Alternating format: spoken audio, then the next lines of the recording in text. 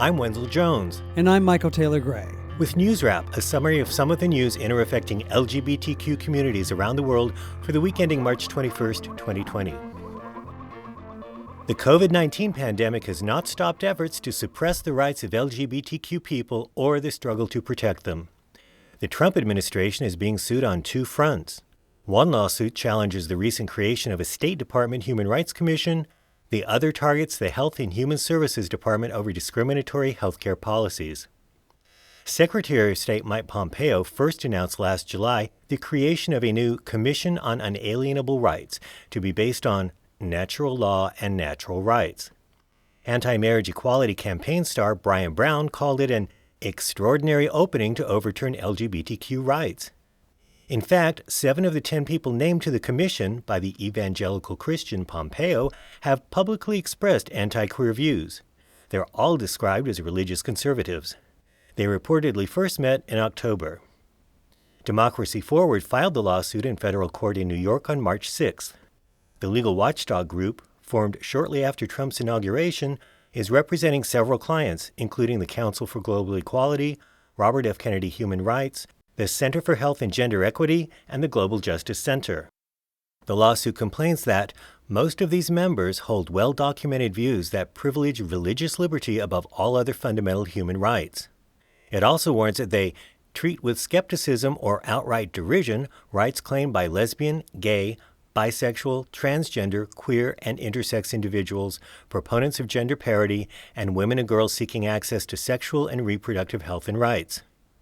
Robert F. Kennedy Human Rights President Kerry Kennedy told the McClatchy News Service that the Trump administration is looking to strip away the universality of human rights and hand over who gets rights and who doesn't to religious sects and autocrats.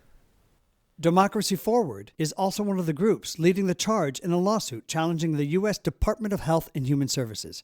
In November, the Trump administration filed a notice of non-enforcement of an Obama-era rule banning anti-queer discrimination by agencies the department funded. The reversal would allow such federally funded organizations to deny service to LGBTQ people based on religious beliefs. The fight on behalf of the True Colors United, Family Equality, and the Queer Seniors Support Group, SAGE, was joined by queer legal advocacy group Lambda Legal. Their lawsuit filed on March 19th claims that defendants have engaged in systematic efforts to undermine the civil rights of and non-discrimination protections for LGBTQ people in the United States. Puneet Chima is a Lambda legal attorney who's working on the lawsuit. She warns that the proposed policy reversal is particularly alarming in the age of the COVID-19 pandemic. LGBTQ people would be disproportionately affected, as Chima explained to NBC News. Youth who are experiencing homelessness and seniors who have difficulties accessing health care generally may have heightened need for care and heightened vulnerability in this epidemic. The November notice of non-enforcement disingenuously claims that the Trump administration is committed to fully enforcing the civil rights laws passed by Congress. The Equality Act that would protect LGBTQ people from bias under federal law has languished in Congress for years in various forms. The latest version, passed by Speaker Nancy Pelosi and the Democratic-controlled House, will never see the light of day in Majority Leader Mitch McConnell's Republican-controlled Senate. The groundbreaking election of a transgender judge and the defeat of an anti-queer Democrat in Illinois were nearly drowned out on U.S. primary night by Joe Biden's apparent clinching of the Democratic Party's presidential nomination. Trans attorney Jill Rose Quinn was among 4 victorious LGBTQ judicial candidates in the state on March 17th.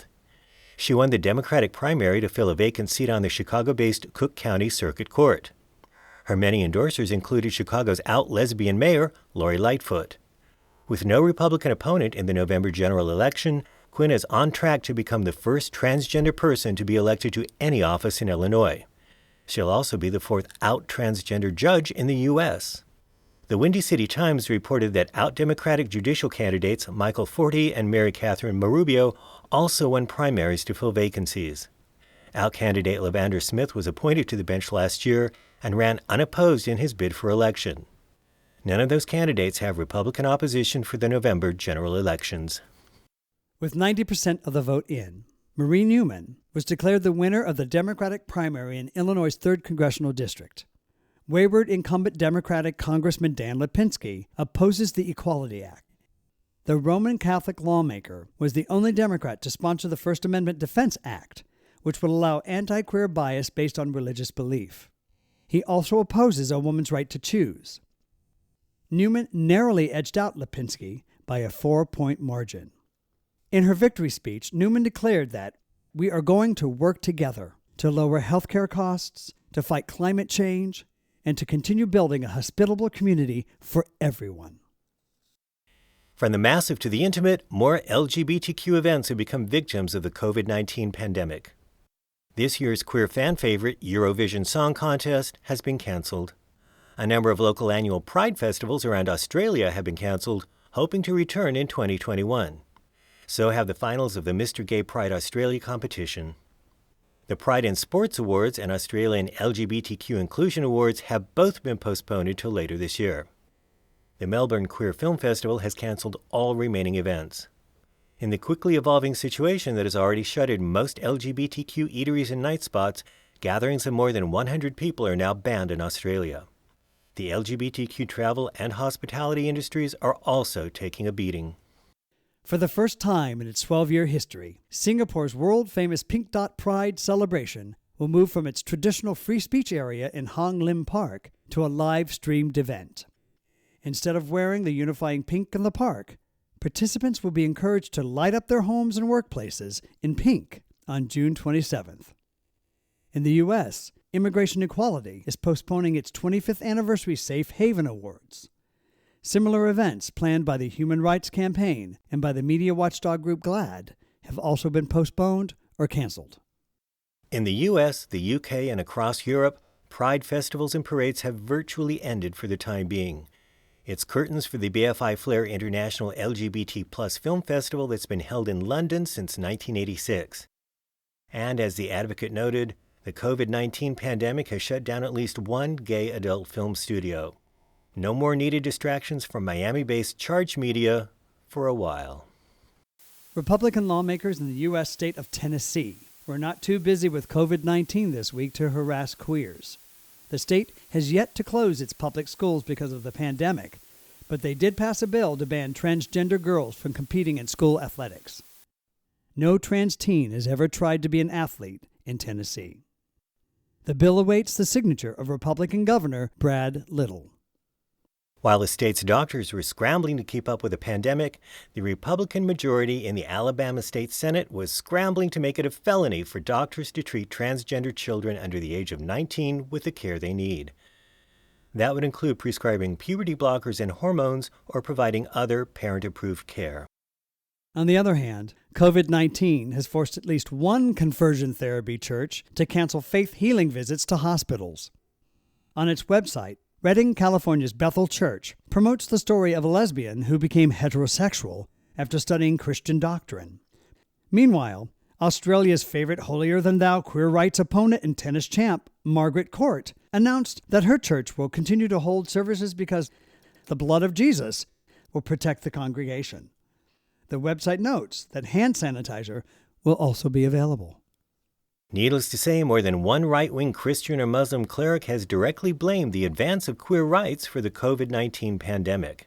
After President Akufo-Addo announced a ban on usual meetings, weddings, and other mosque gatherings, Ghana's chief imam broadcast his own message. Dr. Sheikh Usman Sharubutu inexplicably called on Akufo-Addo to specifically ban meetings of LGBTQ people because their actions are demonic and shameful. Last week it was homophobia, not the pandemic, which led the government to ban a planned regional conference of the global queer rights group, ILGA, set for Accra in July. Finally, professional homophobe Brian Fisher wrote on the far-right American Family Association's website that COVID-19 has a silver lining. Fisher writes that the stay-home orders being issued in more and more places will protect children from what he calls being brainwashed into normalizing sexual deviancy, gender confusion, and drag queen story hours. That's NewsWrap, Global Queer News with Attitude, for the week ending March 21st, 2020. Follow the news in your area and around the world An informed community is a strong community. NewsWrap is usually recorded in the studios of KPFK Los Angeles, but we're recording remotely during the COVID-19 emergency. The news is written by Greg Gordon, edited by Lucia Chappelle, produced by Brian DeShazer, and brought to you by you.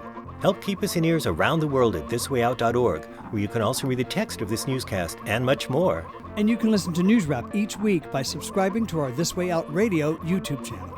For This Way Out, I'm Michael Taylor Gray. And I'm Wenzel Jones. Stay safe. Stay healthy.